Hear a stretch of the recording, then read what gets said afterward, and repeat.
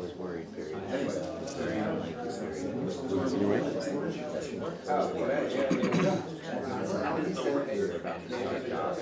I like this sound. Okay. All right, Rabbi, good morning. Good morning. A good Erev Shabbos. What a schos it is, Baruch Hashem, to learn the daf in Yerushalayim, Ir HaKodesh on Erev Shabbos. The best part of being in Yerushalayim is Erev Shabbos. There's nothing like it. It's an incredible thing. You know, the Sfas Emes brings down. He says by Sukkot. He said, well, it's on Sukkot, but he says that the sweetest days of the year, right, are the days between Yom Kippur and Sukkot. This is because you feel a sense of hachana, you feel a sense of preparation in the world, in the air.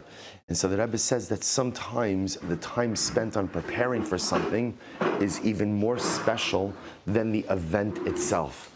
And I feel like that's the gadlus of Erev Shabbos in Yerushalayim. Shabbos is heilig everywhere. Of course, it's even more special in Yerushalayim. But at the end of the day, Erev Shabbos, I've often felt, is something that you could only truly experience in Eretz Yisrael itself. So it is a great schos Baruch Hashem to be able to learn today's daf together here in Yerushalayim, Ir HaKodesh. I will say today's daf is Yud Ches. We begin by thanking our sponsors for this morning's learning. To thank our Talmud Torah sponsors for the month of Shvat. Mrs. Bracha Strimber for dedicating all the Sherman drushos in memory of Avram ben Kalman Eliezer Halevi Zichron Levracha, Ayal and Sarah Steinberg, and the Schus Refuah Shlema for Shulamis Basusha, and our week of learning, Dr. Mark and Elsa Lustman, in honor of the Archei Kala, and for Refuah Shlema for Kol Cholei Yisrael. And we welcome Dr. Lustman, who's joining us this morning, Baruch Hashem. We welcome Dr. Solomon, who's joining us this morning, Baruch Hashem. A lot of doctors, like we get CME credits for this or something. What's going on over here? And it is. But next year's Yarchei Kala, it's not a bad idea, by the way. Not a bad idea. All right, Chavra, with this, let us begin. What a sweet way to usher in Shabbos. All right, so today's daf is Yud Ches 18, and we are actually let's pick up, if it's okay, just to reorient ourselves a little bit. Let's pick up 2, 4, 6, 8, 10, 12. 14 lines up from the bottom on Yud Zayin Amud Beis 17b. We got a little bit further in yesterday's daf, but I will say, but just to reorient ourselves a little bit, we are dealing with the shaila of Rav Ashi. So Rav Ashi is dealing with the following case: a Nazir beveis hakvaros. Remember again, this was the case of the Mishnah, and in the case of the Mishnah, the Nazir was standing. Baruch atah Adonai Eloheinu melech haolam she'akol niyeh bidvaro. No, I'm good. Thank you. Oh, you need the cup back. Sorry. There's no way I'm going in empty-handed. Okay, good. Good. So remember again, we're dealing with the case of the Nazir beveis hakvaros, which was the guy who's standing in the cemetery and decides to become a Nazir. So we already know basic facts. Number 1, halacha l'maisa, the Nazirus is chal. Right? Number 2, the clock does not start ultimately again until he goes ahead and leaves the beis hakvaros and undergoes his tara process. Fact 3, the last day of his tara process, day number 7, counts as day number 1 of the Neder Nazirus. The shaila now that Rav Ashi is trying to clear over here is, halacha l'maisa, at the end of the 7 days of purification, does he require giluach? Does he require hair cutting or not? That's the fundamental shaila we're trying to figure out. So the Gemara says as follows: Tashma, ein li elo yimei tumaso she'ein olin lo min haminyan. So remember again, this was the last piece we did in yesterday's daf. So by the way, isn't it an incredible feeling also to think about where we've done the daf over the last couple of days, right? Again, so we started out with daf in Sfas on Wednesday morning, right? Then Thursday morning daf in Maras HaMachpelah. Now again, Friday morning Erev Shabbos daf in Yerushalayim. So Tzfas, Chevron, Yerushalayim. Go back to Tveria. It's a problem. Okay. We're going to need you to extend your tickets. We're going to need to. I don't know how that call is going to go when you call home, but right, we just need to. Next time. We're the logistics guys. I want to see the logistics guys in my office after 3 out of 4. I'll say, by the way, but you understand that? What that means? To learn the daf in 3 out of the 4 holiest cities in Eretz Yisrael over the course of 3 days. Incredible. So I'll say, so Tashma, I only know that the days of Tumah, i.e. the days that the Nazir is Tameh, those do not count towards the tally of his Neder Nazirus. Yemei Chiluto minayin. From where do I know ultimately again about Yemei Chiluto? And I both say, remember again, what's Yemei Chiluto? Remember again, we spoke about this yesterday. Yemei Chiluto are the days of Nazirus. I'm sorry, of Tzaras. So ultimately again, the days that he is observing his Tzaras, how do we know that those days do not count towards his Neder Naziros? V'dinu, it's a kavachomer. V'dinu, ma yimei tumasa megala umevi karban. Just like the days of his tumah, ultimately again megaleach, he takes a haircut and he has to bring a carbon tumah.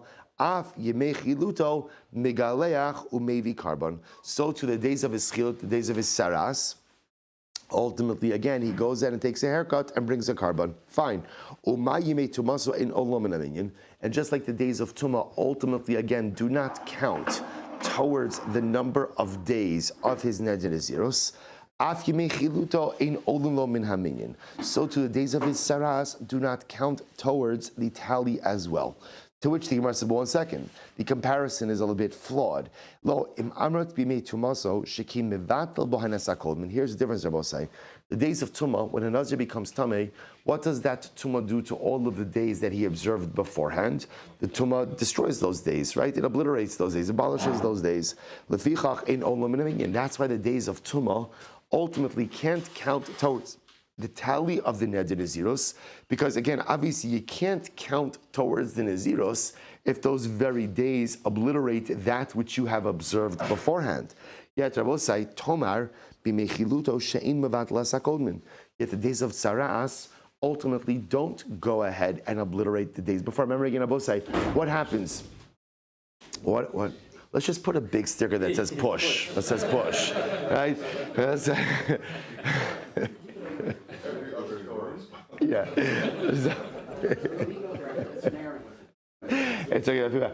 I spent about 5 minutes trying to get into my hotel room because the way the door looks, because it's flush with the outside, right? It looks like it should pull open. I'm ready to go down to the desk. I'm mamish, like I'm like being Makala the Medina. What kind of country is this? Like, and then no, it's just you push. Okay, anyway, I'll say so again.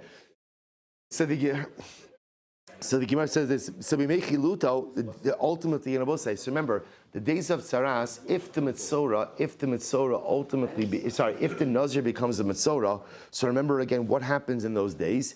It's not mevatel that which comes before it, right? So remember again, Abosai, what happens when you become a Mitzora? What happens? It hits the pause button on the Naziros. So ultimately again, so therefore I would say, Abosai, that because the days of Naziros, because the days of Tzaras do not obliterate what came before it, then perhaps those days should actually count towards the tally of Naziros as well. To which the Gemara says, Amrit, we say, Uman Nazir Bekever, when it comes to the guy who takes the Neder Naziros ultimately again in the cemetery, Shesaro Roilis Galeach, where ultimately again, Halacha Lamaisa. Literally, his hair is fit for cutting, which means that it's a proper Naziros, and yet in Ololo Minaminyan, Halacha Lamaisa, again, those days that he spends in the cemetery do not count towards the final tally. So in Ololo Minaminyan, Yemechiluto, Shein Roila Taglachas. Now, both say the days that he is a Mitzora, ultimately, again, are not a roi l'taglachas. I will say, now what does that mean? That in other words, those days ultimately are not fit for the hair cuttings, ultimately, again, of Naziros. Lo kol shekain, certainly, shein olam and should not count towards the tally. My love, taglachas tumah. Are we not talking about, again, the hair cutting associated with tumah? Lo, taglachas tara. No, ultimately, again, we are talking about, all right, by the way, just new dedication opportunities, right? The little cushions for the legs of the chair, right? So, Chevra, 2 takeaway messages, right? Push the door when you come in, right? And the chairs make a lot of noise. Okay, good. So I say, so my love, taglachas tuma, lo taglachas tar. Now the Gemara says, what are we talking about? We're not talking about the hair cutting associated ultimately again with Tumah, but rather we're talking about, again, a hair cutting associated with the end of Naziros. Hachinami mistabra. This seems to be clear as well. So we'll say top of Yudches, these sagadait taglachas Tumah, Because if you think that we're talking about the hair cutting associated with Tumah, Yemechiluto mi lo bai taglachas. Ultimately, again, at the end of the days of his Naziros, does he not require a hair cutting? Lo taglachas din Naziros katan. We're not talking about hair cutting associated with Saras, but rather, again, we're talking about hair cutting associated with Naziros. So Tashma, so the question is still an open-ended question, which is, at the end of the day, does the Nazir who became a Nazir in the Beis HaKvaros, in the cemetery, right, when he leaves the cemetery, observe his 7 days of Tara, right, observe at the end of those 7 days, does he require taglachas or not? That's the fundamental shaila. So Tashma, we'll say three lines down from the top, Yud Chesam Dalov. So Tashma, so the pasuk says, V'timei rosh nizro. We'll say this is talking about again. The entire pasuk is V'chiyamos meis alav. A guy is a Nazir, and then suddenly someone dies in close proximity to him. Umeis alav V'chiyamos meis alav bepesa pitom. V'timei rosh nizro. The head of his naziros literally becomes. I'm just reading to the pasuk. V'gilach rosh shabiyom taraso b'yom hashivi gachenu. He goes ahead and he cuts his hair or he shaves his head on the day of his purification. On the 7th day he shall cut his hair. So I will say, listen to this. V'timei rosh nizro. What does it mean that literally the head of his naziros becomes tamei? Bitar shenitma. So we're talking about a nazir who was tahar and then became tamei akas medaber. Shutan havaras seir vavas tziporin. So I will say, who is the nazir who requires ultimately again a full shaving and the bringing of bird offerings? That is dafka a nazir who was tahar and then became tamei. Who does it come to exempt? The liftar as hanazir bekever. So we'll say it comes to exclude the nazir bekever. Also remember again, nazir bekever is our case of our Mishnah. We'll say, by the way, if you notice, I think so far this is probably the longest sugya we've actually had in Maseches Nazir. If you notice again, there's not like in the Darim, there's a lot of Mishnayos, Gemaras. This is actually a longer sugya. So everything is referencing back to our last Mishnah. The Nazir Bekever is the guy who becomes a Nazir literally again while standing in the cemetery. So the pasuk is coming to exclude him. She'ein ta'on havas se'ar ve'havas tziporin. He does not require hair cutting, nor does he require the bringing of bird offerings. V'alo dvarim kavachomer. I will say the truth is, this is kavachomer. What's the kavachomer? Umatar shenitma ta'on havas se'ar ve'havas tziporin. The Nazir who was tahar and then became tamei, he requires full hair cutting and the bringing of the bird offerings. Certainly the guy, so we'll say, if the guy who was tahar and then becomes tamei requires hair cutting and bird offerings, then what? Certainly the guy who was tamei from the beginning should require those very same items, to which the Gemara says, Talmud Lomar, v'timei rosh nizro. We'll say, what do we darshan? V'timei rosh nizro means what? Somebody who became tamei. Now, we'll say, in order to become tamei, what does that presuppose? That you were what? Previously tahar. So the Gemara says, v'timei rosh nizro, but me shayatar v'nitma kasav medaber. Ultimately, we're talking about someone who was tahar and then became tamei. Sheyehei ta'on ha'avara se'ar v'avas tziporin. So we're talking about someone who was tahar and then became tamei. Such a person will require hair cutting and the bringing of the bird offerings. The liftar es hanazir bekever, and ultimately again comes to exclude the nazir bekever. That the nazir bekever halacha l'maisa does not require hair cutting, nor does he require the bringing of birds. Shma mina. And I will say this seems to be the conclusion of the Gemara, and this is indeed the halacha l'maisa. That I will say that halacha l'maisa, Nazir bekever, who is the guy who becomes a Nazir literally while standing in the cemetery. So we'll say again, let's just review our facts. So what do we know? Number one, he becomes a Nazir, right? The neder is chal. Number two, the clock does not start until when? Until he leaves the cemetery and undergoes his 7 days of purification. Day number 7 counts as day number 1. And now what we've established is he does not require hair cutting, nor does he require the bringing of bird offerings at the end of his purification process. This stands in contradistinction to who? To the Nazir Tahar Shenitma. Both remember again, we have two constructs. We have Nazir Tameh, right? Or I should say Nazir, what we call Nazir Bekever. and a Nazir tahar shenitma. The Nazir bekever is the guy who undertakes his neder nazirus in a state of tumah, versus the Nazir tahar shenitma, who is a regular Nazir, who then becomes tameh. The regular Nazir who becomes tameh, what happens? He also observes his 7 days of purification, but at the end of those 7 days, what does he have to do? Shave his head and bring his bird offerings. But the Nazir bekever comes out of the cemetery, observes his 7 days of purification, and does not require shaving or bird offerings. Incredible. So man tana hadatana abanon. Who is the author of the following opinion? Following brisa. In bein tamei shenazir, there is no difference between a tamei shenazir. Remember, I will say tamei shenazir is our case. Nazir bekever. Nazir bekever, a guy who becomes a nazir in a state of tumah. So there is no difference between tamei shenazir, lenazir tar shenitma. There's no difference between what we'll call a nazir bekever versus a regular nazir who was tahar and then became tamei. Right? The only distinction between them, Ella, Shetamei Shenazar, the difference Rabbi say is that a Tamei Shenazar, what we call a Nazir Bekever, Shvi'i Shala Ololo Min Aminyan, his 7th day of purification counts as part of his Neder Nazirus, but Nazir Tar Shenitma Ein Shvi'i Shalo Ololo Min Aminyan. And I will say ultimately again, a Nazir Tar Shenitma, which is a regular Nazir, who then became Tameh, his 7th day does not count as part of his new term. That was, we've already established this before, right? So just again, halacha l'maisa, Nazir bekever, he becomes a Nazir while Tameh, and a Nazir Tar Shenitma, he's Tar and then becomes Tameh. Both undergo the same purification process, 7 days, right? What's the distinction? At the end of the 7 days, the Nazir Tahar Shenitma ultimately brings bird offerings and full shaving.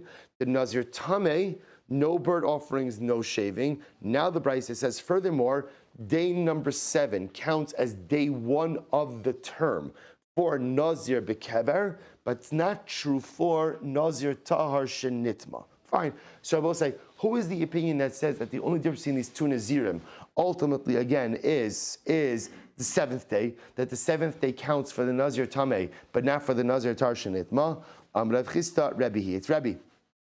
It's Rebbe. Dom Rebbe, Ein Naziros Tara, Chala Ela Ad Shmini. Because Rebbe holds that Allah Chalamaisa, Naziros Tara, a Naziros Tara, a new term of Nazirus, only begins on day 8. And Bipashtas, again, Rebbe is talking about over here a Nazir Tar Shenitma, a regular case of Nazirus. You have a regular Nazir who then became Tameh. Ultimately, again, he doesn't start his new term until day number 8. Till day number 8, Ditim Rabbi Yosi Rabbi Huda because if he says Rabbi Huda, Ha'amar Nazir Satarad Meshvi Huda Dechayla. Rabbi Yosi says that in fact, Rabbi say when a Nazir Tar Shenitma begins his new term, Rabbi Yosi actually holds that day number 7 could actually count as day number 1 of the new term. So my Rabbi Yosi Rabbi Huda. I will say, so what are these two opinions? What is Rabbi Yosi Rabbi Huda? The Sanya Pasuk says, the Kiddush es Rosh Nizro Bayamahu. I will say he will go ahead and literally sanctify his head on that day. On that day. So the Gemara says, about the Nazir, to which the Gemara says, Bayom, we'll say now, what's the Shaila? The Shaila over here is, remember, the Pasuk is talking about the process when a Nazir becomes Tameh, and then ultimately is Mitaher himself, and then has to begin the process anew. So the Pasuk says that the Nazir, so to speak, will reconsecrate himself on that day. What's the great unknown? What's the great unknown? The great unknown is which day you're talking about. Which day? Which day? Shabbos, now watch this. This is incredible. The sign of Kiddush Rosh V'Yomahu, B'Yom Havas Karbonosav. We'll say that refers, Divrei Rebbe. Rebbe holds that ultimately, again, this is on the day that he brings his karbanos. The day that he brings his karbanos. Shabbos say, when do you bring your karbanos? You bring your karbanos on day number 8. That's bring your karbanos. Rabbi Yossi Rabbi Yehuda Omer biyom tag lachas. Rabbi Yossi Rabbi Yehuda says no. Ultimately, again, it's on the day of your hair cutting. There again. I will say now again. I want to be clear what's happening over here. This is referring over here to just a regular case of Nazir Tahar Shenitma. A regular Nazir who was Tahar and then became Tameh. So remember again, I will say, how many days does he need in order to become Tahar? Quick review of facts. How many days? 7 days. What does he do at the end of his 7 days? right? Bird offerings and hair cutting. So now we'll say, and what else now? What else now? He has to restart his Neder Nazirus. So now we're asking, okay, when do you restart the Neder Nazirus? So here we go. So Rebbe holds that Allah Lamaisa, when does it restart? When does it restart? On the day that you bring your karbanos, which is when? Day number 8. What does Rabbi Yossi, what does Rabbi Yehuda hold? B'yom tag lachaso. Ultimately, again, on day number 7. Actually, if you take a look at Rashi, over here. Rashi says, it's almost right across. B'yom tag lachaso, shu shvi, the 7th day. Kidichsiv, v'gilach es rosho, b'yom taraso, b'yom hashvi gacheno. So we'll say, here is the fundamental machlokes. Is it day number 8 that counts, or is it day number 7 that counts? So says the Gemara, v'hadisnan Nazir shenitma tumas harbe. This is an interesting case. A Nazir who became tamei with multiple tumas. Now I will say, now what does that mean? Multiple tumah exposures. This goes back to what we learned yesterday. Remember again, yesterday we learned, we'll say, we learned the Marasa Machpelah. We learned in the room of Yaakov and Leah, Zuchusam Yagin Alin. We'll say, what did we learn? We learned that just because you're tamei doesn't mean you can't become more tamei. Right? That ultimately, again, a person can be exposed to multiple forms of tumah. So what's the halacha? Nazir shnitma tumas harbe. A Nazir becomes exposed to multiple forms of tumah. Eno maybe ela carbon echad. He only has to bring one carbon. Well, this is interesting. One carbon from multiple tumas. Mantan and by the way, you understand the Musar Haskell not? The Gemara says, Yesh kana olama b'sha'achos. A person could acquire their entire world in one moment. Say, a lot of times in life, I have multiple tumah exposures. Multiple things that are broken, multiple things that are in a state of disrepair. And sometimes I will say, what makes us feel, what kind of creates a feeling of yeyosh, is when I think that I have to individually correct each and every one of them. And when I think about that, that becomes an overwhelming and daunting task. What is the Gemara teaching me? The Gemara says that sometimes a person is nitma tumas harbe, eno mevi ela carbon echad. I will say sometimes in life, one carbon, one kirva, one act of coming close, one little moment of devekus, one little positive turn could transform so many instances of tumah. Sometimes if you don't have to you don't have to address every little bit of tumah. Sometimes all you have to do is just do one great thing, one beautiful thing, and it could help turn around so much negativity in life. So Rabbi says, listen to this. So who is the opinion who holds that a Nazir could bring a carbon for multiple tumas? Mantana, Amrav Chis, Rabbi Yossi, Rabbi Yehuda. It's Rabbi Yossi, Rabbi Yehuda. The Amar, Naziros Tara Mishvi Chayil. Listen to this, Rabbi, because he holds that ultimately, again, that Naziros Tara, you could begin the new term of Naziros, ultimately, again, on day number 7. Umishkachasla, and Rabbi say, where could this come up? Mishkachasla, kegon shenitma b'shvi'i. Rabbi say, this could happen where a person a Nazir, this is actually interesting, a Nazir becomes tamei multiple times on the 7th day of his purification process, right? Some people don't have mazel, right? In other words, multiple times on day number 7, he becomes tamei repeatedly.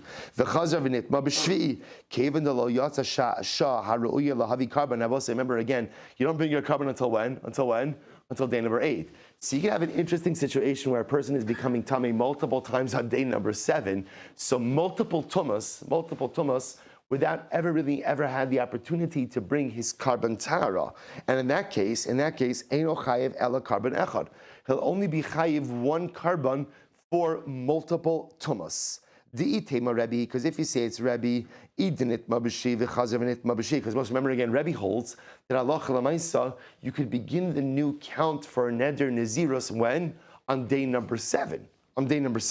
So Ida nitma b'shvi v'chazav nitma b'shvi kula tuma arichtahi. It's one prolonged tuma. V'ida nitma b'shvi v'chazav nitma b'shvi. And if you go and become tamei on Shmini on the 8th day multiple times, hariyatzas hashas hariyulahavi carbon. Then ultimately again you're at time you could have been carbon already. So my time with Rebbe, so we'll say let's analyze. So what is the reason? It's machlokes Rebbe and Rabbi Yossi. Right, what is the Yomahu? Rabbi is holding the Yomahu ultimately is the day you bring your kabbanos. Rabbi Yossi is saying the day that you get your haircut. So where do they each glean their respective shitas? Here we go. So my time with the Rabbi Amarkra v'chiper alav me'asher chata al hanefesh V'hadar v'kidesh es rosho. So we'll say, so the pasuk says, you shall atone for him from the fact that he became tamei. Now we'll say, what does that refer to? That refers to karbanos. And then it says, v'hadar v'kidesh es rosho. And then it says that what? Then he will sanctify his head. We're about to say, what does sanctification of his head mean? That means, again, starting of the new term. So according to Rebbe, the only time you can begin your new term is when? After you've brought your karbanos. That's why Rebbe says the new term, the counting, will start on day number 8, the day of karbanos. For Rebbe Yossi, Rebbe Yehuda, im kein lemakrav, that's the case. Let the pasuk say, v'kidish es rosho. Just let it say he'll sanctify his head. Amud Beis will say, Bayomahu lamali. Why do you need Bayomahu? Why do I need that phrase? Im eino ein l'shmini. I will say to teach me if Bayomahu is not needed to teach me day number 8. Bayomahu must be coming to teach me something additional. What is it coming to teach me? Tineo ein l'shvi. I will say it must be to back up the clock. And Bayomahu is coming to teach me that even day number 7 is fit for the beginning of the new count. Rabbi Nami Haksibayamahu. Rabbi also says Bayomahu. Amr Lacha Rabbi Hahu Lahachihu Da'asa. They will say the Hahu comes to teach you something different. To teach me Lomar Lacha. We'll say, by the way, I just want to mention. I know it may be a little bit difficult. It's been. Some are saying it's been a tiring trip, right? According to some. Hey, so we'll say so, and especially again, these are not the easiest of sugyas. I just want to tell you something. You know, Rabbi Nachman, beautiful. Rabbi Nachman says, what do you do, like if you get to a sugya of Torah that you don't understand? What do you do? What do you do? So we'll say, this is what separates the Hasidim from the Misnagdim. Right? You know what the Rebbe says? The Rebbe says, it's okay. It's okay.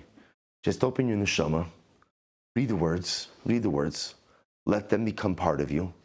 And when you come back to them next time in your journey through Torah, you'll understand them better. So I'll say it's important that sometimes because of fatigue or because of different things, maybe I'm not holding in the same way. Even if that's so, at least don't zone out. Read the words. But I don't understand it. No, maybe your intellect doesn't understand it. But your neshama absolutely unequivocally understands every single word. And when you ingest that word, you see it with your eyes, you read it with your lips, what you're doing is you're feeding your neshama the highest level of Kiddusha. Never think that Torah is only meaningful if you understand. I'll tell you, like, all right, I'll say it for Shabbos, but okay, good. But again, it's so important, especially again, when you get to sugya like this and dafyom, just even if you lost me, and I apologize, maybe I'm not explaining it clear enough, but even if you lost me a little bit along the way, it's okay. Just still hold cup in the words, because every single word that you say ultimately feeds your neshama. So we'll say, here we go, Rebbe. Now, we'll say second line from the top. Yud Chesem Beis. Rebbe Nami Haksiv Bayomahu. What does Rebbe do with Bayomahu? So remember again, Rabbi Yossi uses Bayomahu to back us up to day number 7. What does Rebbe, who says that the new count starts on day number, what does Rebbe do with Bayomahu? For Rebbe Nami Haksiv Bayomahu. Amar Lecha Rebbe Hahu Lahachi Da'asa. Rebbe says this comes to teach you something different. Lomar Lecha Afa Pishlo Hivi Karbanosov. Rebbe will say that Allah Lamaisa. Listen to this. Rebbe will say so. You might have thought, based on the pasuk, that the only way to start the new count is if you brought your karbanos. Bayomahu says no. The count starts regardless on day number 8, even if you did not bring your karbanos. Which Rabbi says is incredibly important, because halacha l'maisa, you could have a delay in the bringing of your karbanos for some reason. So you might have thought that the count doesn't start until you bring your karbanos. Kamash Shmuel, no. Bayomahu, it starts on day number 8, even if you couldn't bring your karbanos. But Rav Chisda, why does Rav Chisda feel compelled to establish a brayso like Rabbi Yossi Rabbi Yehuda? Lukma kigon dinitma dechazie balel shmini. The Rebbe, so we'll say, let him go ahead and set it up as a case. Not ultimately again when you became tamei. ultimately on day number 7, but maybe you became tummy on the night of the 8th day, and it should be according to Rebbe. The Gemara says something amazing. Midalo mokim lo ki Rebbe. So Rabbi said the fact that Rav Chisda did not set it up like Rebbe, becoming tummy on day number. Listen to this. Lema kasavar. I'm sorry. Lema kasavar laila lav muchoser zmanhu. So Rabbi says, listen to this. Take a quick look at Rashi. On the left-hand side, second line down from the top. Kigon dechazi balel shmini. Listen to this. Kilomar. The nitma balel shmini is a very interesting case. Maybe set it up as a situation where halacha lamaisa, the Nazir became tamei on night number 8. Right? Well, so we're trying to set up a case where you became tamei multiple times, but would only be chayiv one carbon. Right? So listen to this. Maybe we should set it up as a case you become tamei on night number 8. I'm reading Rashi. V'hai da amar dechazye lav dafka ela aidi dinaket le meseches krisos nakila chazer v'nitma balel shmini. The tumos harbe ika becheva nitma balel ches v'chayiv tara eno chayiv carbon echad. I will say maybe halacha lemaisa. Why don't we set up as becoming tummy on night number 8, where we could call this a situation of harbe tumos, multiple tumos. In other words, you became tummy consecutively on night number 8 a number of times. Ve'eno chayiv alein ela carbon echad shadayin lo higia yom shmini shaisa shah haroya lahavi ba carbon. I will say, set it up according to Rebbe. You become tummy on the night of the 8th, multiple times on the night of the 8th. So multiple tumas, but not yet roi lahavi carbon. So I will say, this is incredible. Leima kasavar. So the Gemara says, Leima kasavar laila lav muchoser zmanu. I will say, this is incredible. This is a different kind of machlokas, which is, I will say, let's take Tzara, Nazir for just a moment. Nazir Tameh becomes Tar. Sorry, Nazir Tar becomes Tameh. So we'll say, let's chazer. What's the process? What happens now? He becomes Tar. 7 days. Good. When does he bring his carbon? Day number 8. Now we'll say, when on day number 8 can you bring in carbon? Daytime. So we'll say, here's the interesting shiloh. What's the status of night number 8? Is the status of night number 8 considered to be a time that's ra'oi for carbon? Now, obviously, can you bring a carbon at night? Also, by the way, how beautiful. Don't you feel more connected to the halachas of karbanos in Yerushalayim? Just throw me a bone. Say yes. Excellent. Thank you. Wonderful. Me too. You know, right? I'll say, so it is incredible, like, because when you learn karbanos, funny you should ask. By the way, I have to tell you, my family's so excited about this. Oh, Hashem. All right, anyway, so I'll say, so now, all in how you package it, right? So I'll say, so, right. My wife thinks she's getting a shearling. That's what's all right. And so I'll say, so the what's interesting about this is as follows. So I will say, karbanos can only be brought by day. So the interesting shaila in all of this is, what's the status of the night before? So for example, I will say, here's what we know. Halacha l'maisa. So let's just play this out for just a moment. Nazir Tar becomes tamei, right? So he observes 7 days of Tara. Good. So I will say, now it's day number 8.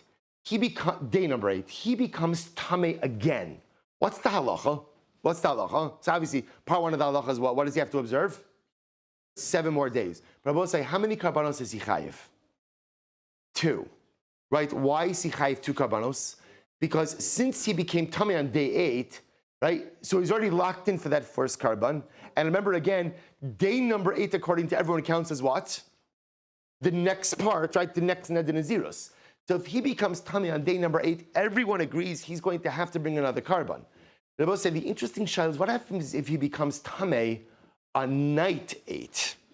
On night 8, how do we view that? Do we say, well, night 8, the Gemara says, night 8 is mechusar zman. Night 8 is just like day 7. Because since he can't bring a carbon on night 8, therefore, again, it's just as if he became tamei on day number 7. And if he became tamei on day number 7, what's your halacha? What's your halacha to become tamei on day number 7? What's halacha? You have to observe what? Another 7 days. But how many karbanos are you chayiv? Only 1. Why?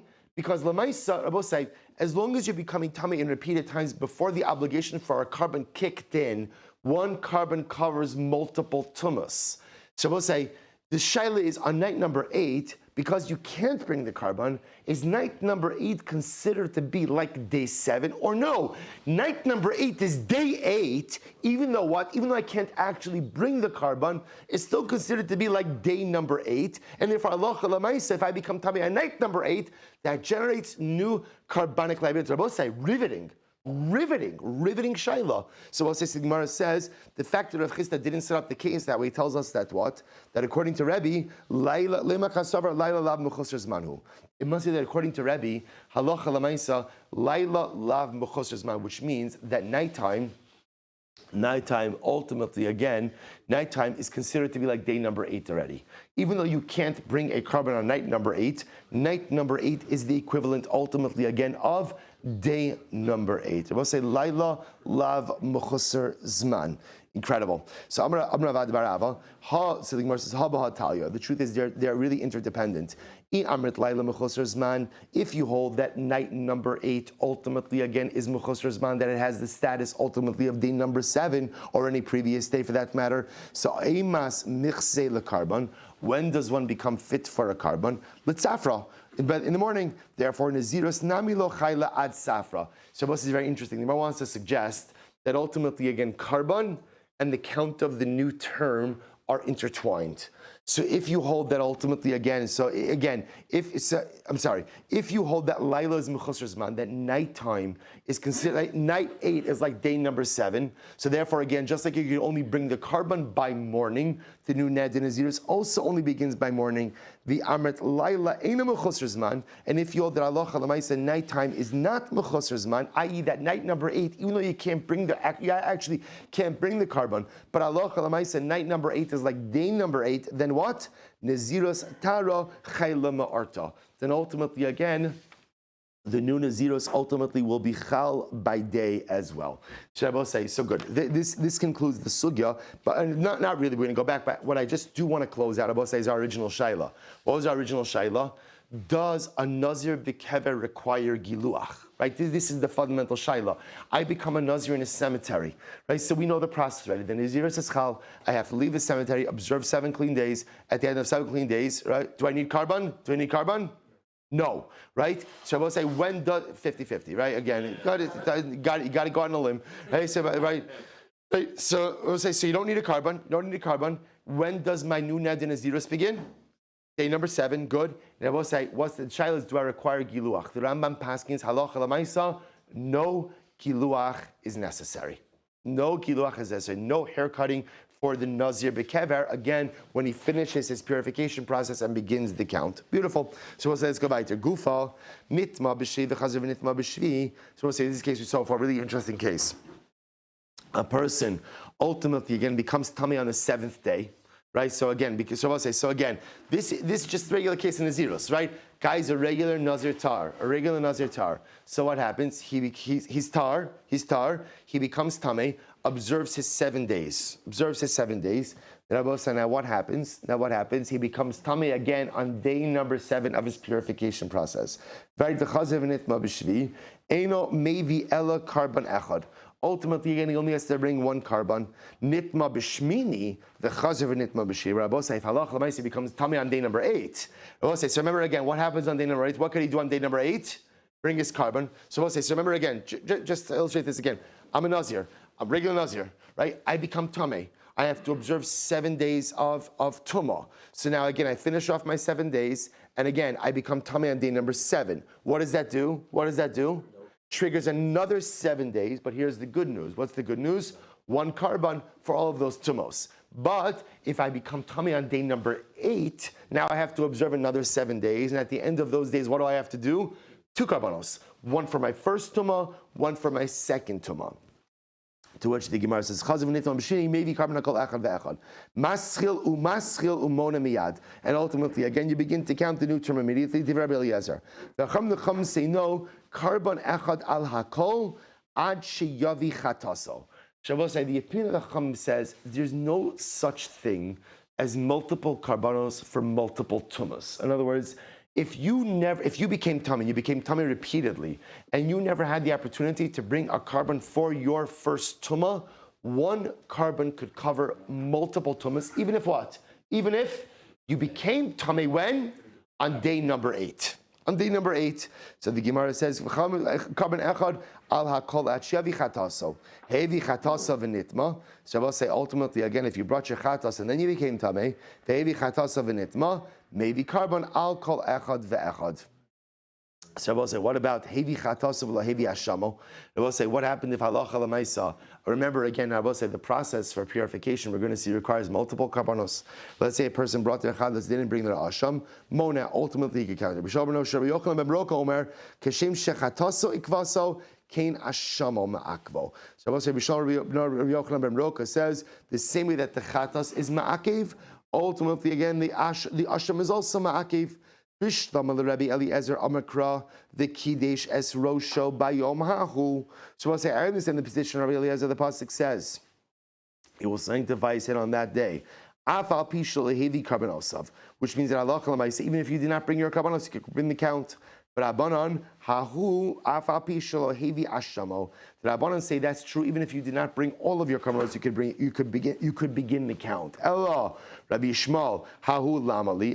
But what does Rabbi Shmuel ultimately do with that hahu? Amr lecha hahu afa pishalo hevi olaso. Rabbi Shmuel uses it to teach us that even if you did not bring your olah, you can begin the new count. The Gemara says, "V'Rabbanan olah lo by miut." The olah does not require a miut. Why? Daran ba'almahu. Because Rabbi say ultimately again the olah out of all of the karbanos is not considered to be obligatory. It's considered to be a quote unquote a gift. So Rabbi say we'll stop over here today with this sugya. So again we've introduced a little bit now of a new sugya of halacha l'maisa. What parts ultimately, again, we'll chazer over this tomorrow, this next part, this last part, I did it a little bit quickly.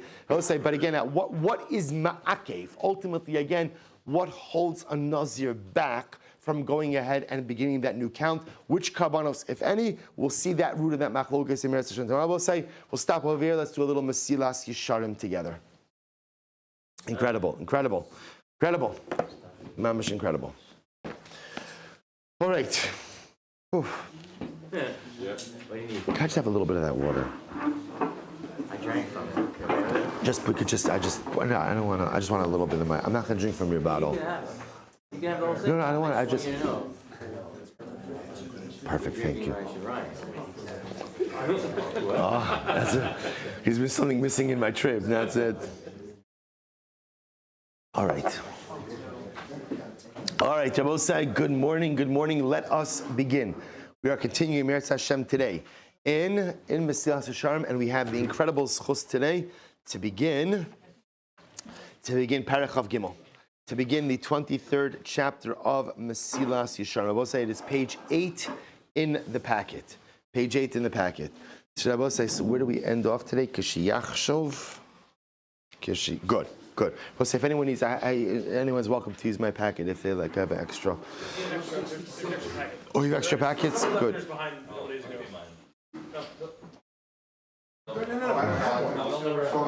Yeah, borrow mine, please. B'simcha. Okay, Chavra, let's go. Parach Chav Gimel. Or the truth is, do we have a WhatsApp chat for this group? Shall I say? Good. Please, I want us to. If we could do that, a Friday morning Mesilas Yesharim chat. Yes, good. No, I was just suggesting if somebody could take a picture, you could also post it on the. Okay, in any event. So we'll say, let's go weiter. So we'll say Parach Chav Gimel. We'll say, listen to this. Baruch Hashem. No, but I'll just point out we are getting to the end of the Sefer Meretz Hashem, which is very, very exciting. So remember again, the Ramchal says as follows: Parach Chav Gimel, B'darchei Knias Hanava. We'll say, how does one acquire the midah of humility? Right, Ramchal. Shnayim heim hamargilim es ha'adam el hanava. There are two things which help a person to become humble. Number one, harigilus. We'll say habituation, ve'isbonein, contemplation. We'll define each of them. We'll also listen to this. Haragilasu. Shabbos say, what's habituation? Shabbos say, so we understand what it means. Habituation means developing patterns of behavior. Which engender a feeling of humility. I will say this is based on the Sefer HaChinuch has a beautiful, beautiful statement. He says, Acharei ha'pa'ulos nimshachos halavavos. Ultimately, again, the way you feel is shaped by the way you act. This is interesting because I will say a lot of times, I think you see this a lot today. A lot of times people assume it's the opposite. That ultimately, again, you're supposed to feel a certain way first, and then you'll go ahead and act. So you see this all the time, like you see people saying, like, I want to be inspired. I want to be inspired. And it's like, okay, like I'm ready. Like I'm sitting here. Like I'll even put down the remote. I'm ready. Like bring it on. And that's not the way life works. The way life works is, if you want inspiration, you have to engage in inspirational behavior. And then over time, and it may take a long time, the feeling will come. But the work, in other words, the behaviors come first, and then after you engage in the behaviors, then the feeling comes. The Ramchal, this entire sefer is predicated on this idea. You want to feel a certain way, you want a certain midah inside of you, you have to act a certain way, and after a sustained amount, a sustained amount of time of establishing a behavioral pattern, ultimately the feeling comes afterwards. So a person wants to feel humility, okay, you have to act a certain way. That's regilus. Regilus means establishing a behavioral pattern. Here we go. A person has to act. A person has to act in a humble fashion. How do you do this? A person doesn't always need. Person doesn't always require, right? Person doesn't always require, right, a bakavadik seat, right? Sit ultimately again in the more humble places. I will say, you stand in the back of the line, stand in the back of the chevra, right? A little bosh, big date sinuim, wear humble clothing. Listen to this. Person has to dress nicely. I will say, very important, the person can never look like a schlump, right? The person always has to dress nicely. But you don't have to wear the expensive, or you don't have to showcase the expensive brands, right? So a person should always look nice, but a person doesn't have to get carried away. So look what he's describing, right? You don't have to sit on the mizrach vant, right? Don't walk in the front of the group, walk in the back of the group. Wear nice clothing, but it doesn't have to be broadcast to everyone what it is that you're wearing. Simple things. When I habituate myself to acting in this way, I will say humility seeps into me a little bit at a time. A little bit at a time. Ad shetikabo bo karoi. Until humility, I will say, ultimately what? Becomes part of what I will say, this is such an incredibly important thing. Sometimes, especially the experiences that we have in Eretz Yisrael, like I will say, a lot of the experiences we have, like they go to 0 to 60 in like 3 minutes, right? We got off a bus, we're right into Rabbi Akiva, we're right into Ramchal, right, to Chavat Arugo, to Marsa Machpelah, like these are intense experiences. And what's interesting is, a lot of times what ends up happening is, I'll say, what happens? What happens in the aftermath of intense experiences, right? Fatigue. I don't know what to do with fatigue. Come on, stop it. Stop it, fatigue. Right? It's just so what happens is, a lot of times is, you don't know what to do with it. Right? I was like, think about this. What's the biggest talk of our day yesterday? Sheep purchases.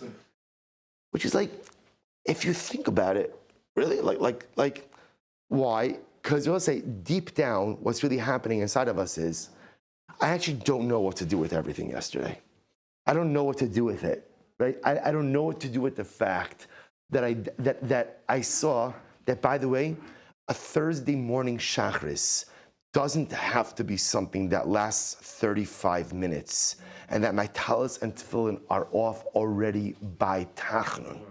Right? I saw that a weekday davening could actually be something that is meaningful. I saw it with my own eyes because I experienced it, because I lived it. I saw that at the end of the day, I am really a child of Yaakov and Leah, because I sat by their kvarim for 2 hours, and I learned and I davened.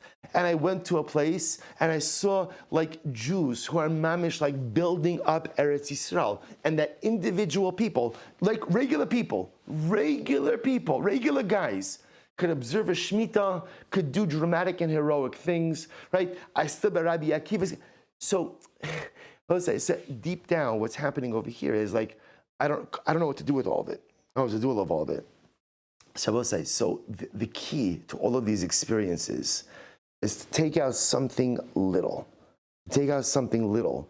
And then, okay, that little thing, that's what I'm going to internalize. Don't get lost in the sheep, right? That's not a metaphor, right? It's actually literal, right? In other words, to take something little and like, now, okay, that's what I'm ingesting. That's okay. So like, I could daven better.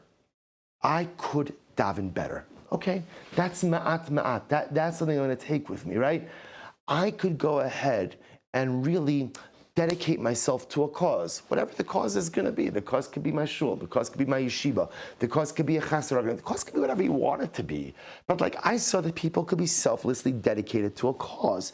So instead of being involved in a million things, like at 30%, I'm going to constrict my focus a little bit and be involved in a few major things. And I'm really going to move the needle on them. So I'll say, that's what you do with experiences like we've been having. The big experiences are overwhelming, and so I come back, I'm on a high, and like I have no idea what to do with it. Isolate little particles, little pieces, little nitzotzos, little sparks. That's what Ramchal is saying. He says, the way change works is ma'at. You internalize little nuggets, and those little sparks, those little things, those are the things that change me a little bit at a time. It's so profound. He goes on, he says, so he goes on, he says, Baderach hazeh tikanis esava anava belibo ma'at ad shetikaba bokarai. Until anava, so I'll say these little behavioral things, until anava ultimately becomes part and parcel of who I am. Ki hine biyos teva lev ha'adam la'zoach l'isnaseh. Rabbi says very important. The teva, the nature of man, ultimately is to be arrogant. The nature of man is say b'shvili nivra olam. Magiali ani hagever. Everything is owed to me. The nature of man is to be arrogant, to be self-centered, to be egocentric. Kasha lav la'akrami karnatiyati v'sazos. I will say it's very, and this is very, by the way, it's very affirming, right? Our default disposition is arrogance, egocentricity, self-centeredness. That's the nature of man. So I will say this is why acquiring another is so incredibly difficult, because it causes me to go against my nature. And if you want to change your nature, I will say the only way to do it is ma'at, a little bit at a time. I will say, how do you change feelings? You change feelings through actions. Change your actions a little bit at a time. A little bit at a time. Yimshoch ma'at hadavar b'pnimiyoso. I will say, changing my actions a little bit at a time. The way I feel will change a little bit at a time. Habilti masr lo kolkach. Okay, I will say, by the way, it's so profound. Hear what Ramchal just said? How you feel is often not in your control, but how you act is always in your control. I will say, is that not an incredible idea? Incredible idea. I'll say, by the way, and do you not feel more connected to the Ramchal now that we stood by our Rebbe's kever just a few days? But look what our Rebbe's teaching us. Look what our Rebbe's teaching us, I will say. You can't control how you feel. And by the way, isn't that affirming? Right? You can't control how you feel. Or I would modify it a little bit. I would say is you can't control how you feel initially. Right? In other words, sometimes I'm jealous, sometimes I'm angry. You can't control how you feel, but you can always control how you act. Therefore, the Ramchal says, this is incredible, people often spend too much time trying to change how they feel, when instead the best thing to do is what? Change how you act. And when you change how you act, something amazing happens, which is, you change how you feel. I will say, is that not godless? Is that not godless? I spend my life trying to change how I feel, and I can't even have so much control over feelings. No, change the way I act. I mean, no, you shouldn't change the way I act. You should change the way you act, right? We should change the way we act, and when you alter your behaviors enough, that'll change the way that you feel. Incredible.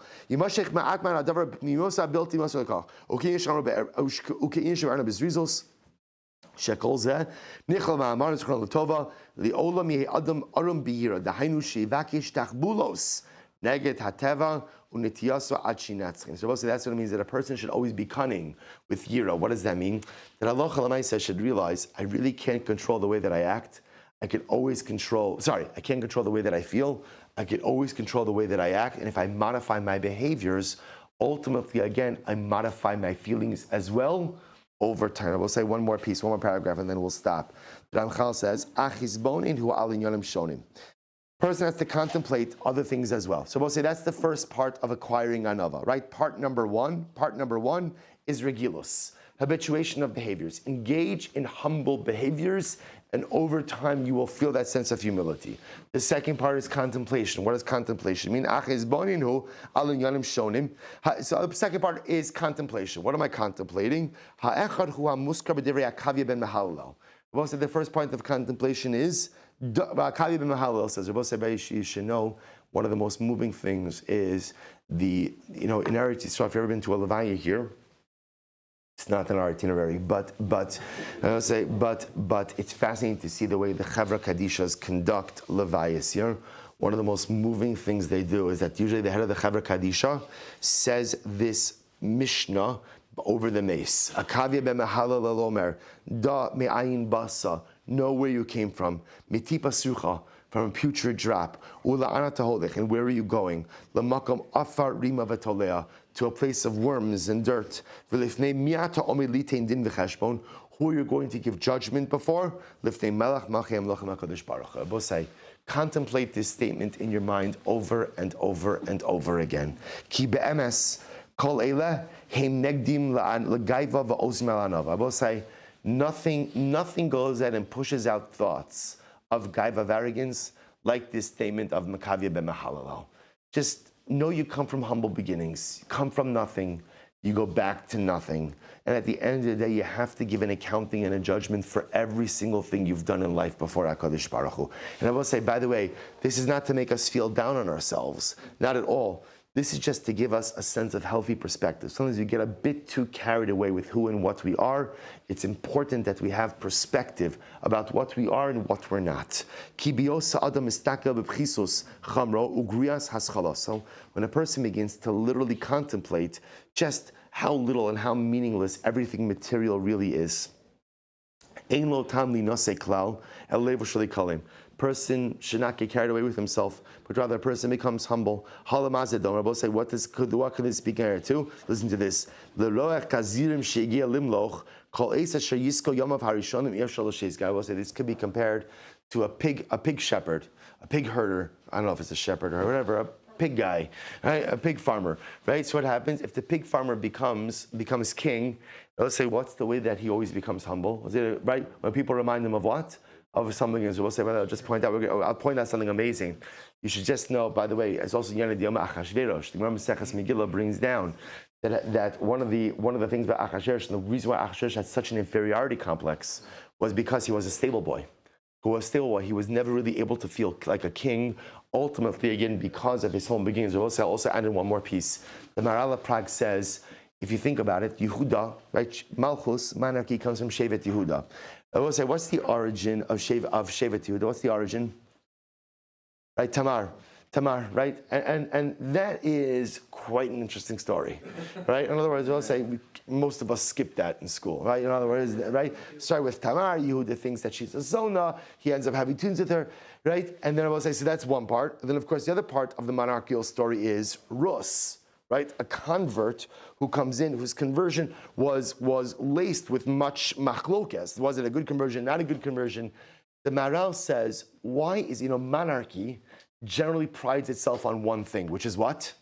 Pedigree, right? It's all about, I'm descended from right? Or the whole thing. The Maharal says, so our monarchy is so interesting. Our monarchy begins with a woman who dressed up as a Zona, right? And then goes ahead to trick her father-in-law, right? Then it goes on to, so I'll say why the Maharal says, because the greatest danger to monarchy is gaiva. What is the best way to keep the monarch humble? Hey king, I know you're great. Let's open up a Chumash Bereshis. Let's talk about the Alter Baba, right? What is the story of your mishpacha? Right? Oh, that's an interesting one. I will say, what does that do? It keeps the monarchy humble. Because when a person remembers their humble origins, and again, as human beings, our humble origin is we come from a drop and we go back to dust. And I will say at the end of the day, right, the hearse doesn't have a luggage rack, right? So at the end of the day, no matter how much you acquire, no matter how much you do, how many letters before your name, after your name, how many accounts, how many homes, how many experiences, none of that goes with you. None of it goes with you. So at the end of the day, I come from nothing, and the only thing I have after 120 Rabosai is my Torah, my Maisim Tovim, and hopefully the inspiration I left my family with. That's all I have. All the Ramchal says is just keep that in mind. Keep that in mind, and that'll keep you humble. So habitual behaviors, engage in humble behaviors, simple behaviors, and ultimately, again, think humble thoughts, and says the Ramchal, that's the beginning of humility. So Rabosai, Jose, what a way! What? We should do this every Erev Shabbos. We should do this every Erev Shabbos. Jose, shkoyach, Chevra. I think now, just the Chevra, I should save your attention just for a second. So again, Chevra, just for a second. I think.